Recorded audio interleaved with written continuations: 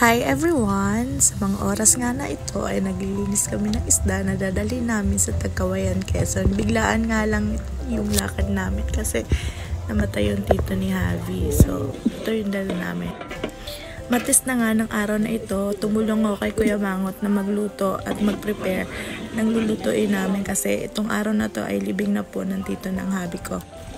Pagkagisa nga po ng bawang sibuyas, nilagay na po ni Kuya Mangot yung kinanona at chwete sauce. Tapos, nilagay niya na rin yung yung mamasita sa per kare-kare. So, medyo reject po yung nagamit namin kasi kinagabihan po. Bago ng araw na yan is umulan. So, hindi po naisilong yung kahoy. Kaya, ayun. Paypay ng paypay. Tapos, nilagay na nga pala yung pinagpakuluan ng piniritong baboy na ilalagay di dyan mamaya. Tapos, wait lang po natin na kumulo yan. Tapos, halo-halo din. Ilalagyan po namin ng patis pampalasa. By the way nga pala, si Kuya Mangot na pala is, husband siya nung sister-in-law. Then, habang kumukulo na, utay-utay po namin na nilagyan ng peanut butter, tapos sinalo-halo. Hanggang lumapot lang. Huwag naman yung sobra-sobra kasi pangit naman kasi pag lalamig pa yan, mas magiging sticky pa. So, mga 3 scoop po kami dyan. Tapos nilagyan na ng patis. Tapos after nun, papalamigin na. Then, tapos na. Sunod nga po namin na lulutuin is yung pochero ala Kuya Mangot. So, yun nga, naglagay lang ng panibagong gatong. Then, magsasalang na. So, ito po yung mga piniritong saging, kamote, tapos pork na pinirito. Para madali na lang isang kutsa. Tapos yung mga gulay na gagamitin namin mamaya. Bawang sibuyas. Tapos, kinulang pa nga siya ng kahoy dyan. Kaya nagsibak na siya ng tuyong kawayan para back up. Kinulang ng kahoy. So, sabi niya, malingas-lingas daw yan kumpara dun sa mga nabasang kahoy kagabi. So, naglagay na nga po siya ng mantika.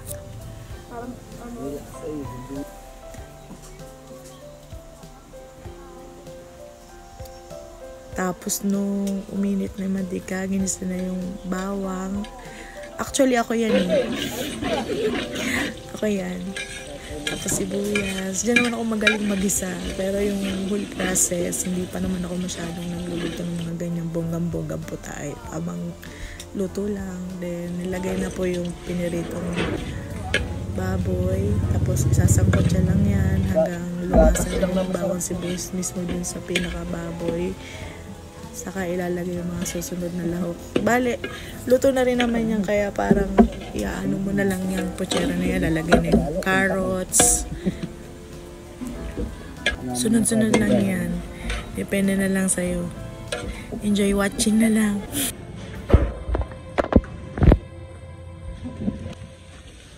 Pagsisapong ayos na. Piso nga din eh. Oo nga. Wala pa nga. Ang kulay.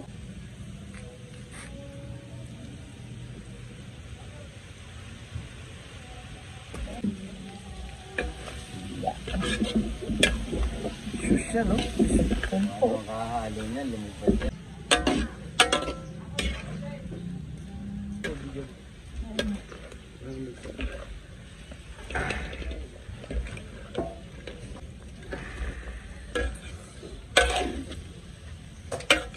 Bigat.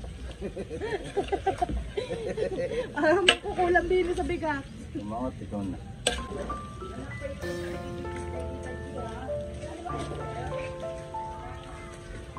Anong size ka na?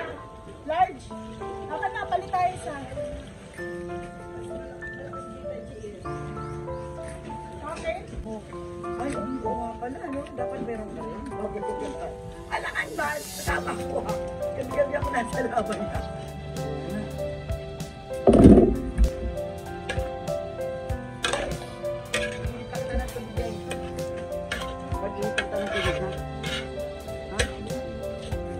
Hindi pwede, hindi ka nga mag-iinit. Dapat may gano'n ka. May video sila nagtataga-taga ng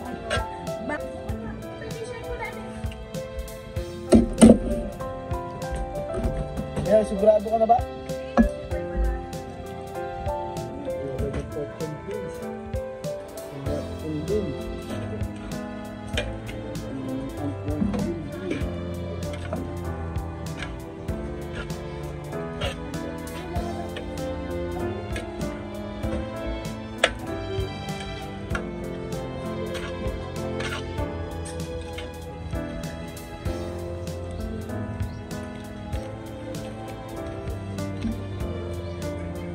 Wala ka na, Ander. Itataka nga, ba't isa nga nang binili mo dito? Hindi natin. Yung atin. Kasi yung Uber. Hindi na. Oo, kasi lang.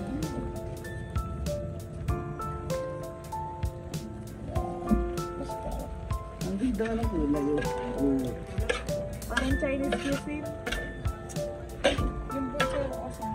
Kasi lagyan mo naman ang konti. Hindi naman nagtubig yung ano mo. Tubig.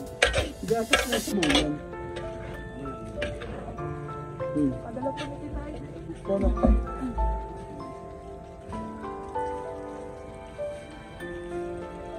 Naliligo pa kayo? Hindi ko kayang kainin yung mayaman na Kaya mga inaano mo, mga tuna. Mahirap. Ano, tuna namin, nasa lata lang. Baby lambs, di ba? Kung saan, tuna natin yung story. Yung ano, paano mo nalaman na mahirap kayo nung bata pa kayo? Viral yun. Paano mo nasabi mahirap kayo nung bata kayo? Daming relate dun sa tanong. Ano sabi? Paano daw? Tapos, Nagkulang pa ng toyo. back with fiesta. Oo. Ako yan Kasi may walang pan tomato. sarap. Yan. Tama na. Kaya sa ito magsusuan eh. Sakto lang.